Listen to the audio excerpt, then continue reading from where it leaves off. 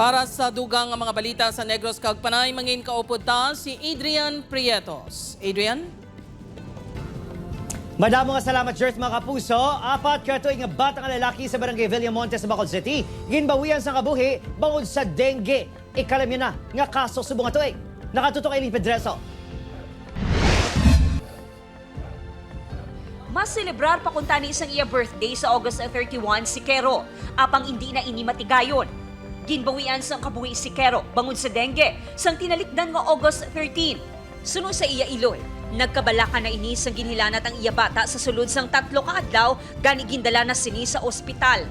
Pagpalaboratory namon, anang 140 na iyang platelet, parang refer vid kami dayon sa kurason nga ipa-admit gini sa kay delikado na wala man ko mga kabalo nga amo na nabala dengue.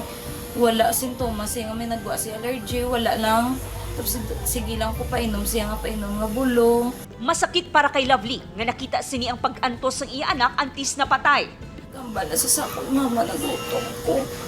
Mama, mainom ko water, hindi pwede mo. Ako ngayon ay naluoy ko siya kaya hindi sa mga kakao. Suno sa barangay, posible naghalin ang lamok na may dala nga dengue sa mahigko nga sapa lapit sa balay sang bata sa barangay Villamonte.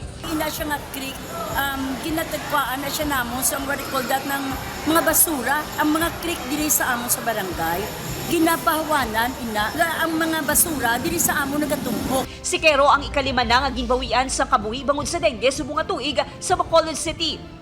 Sa datos ng City Health Office, halin January tubtub August 16 sini nga tuig, naglabot sa 743 ang kaso sang dengue sa Bacolod City.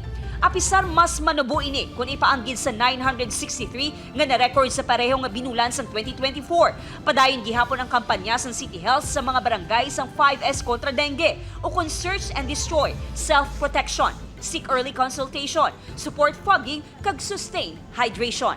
Eileen Pedreso, 1 Western Visayas.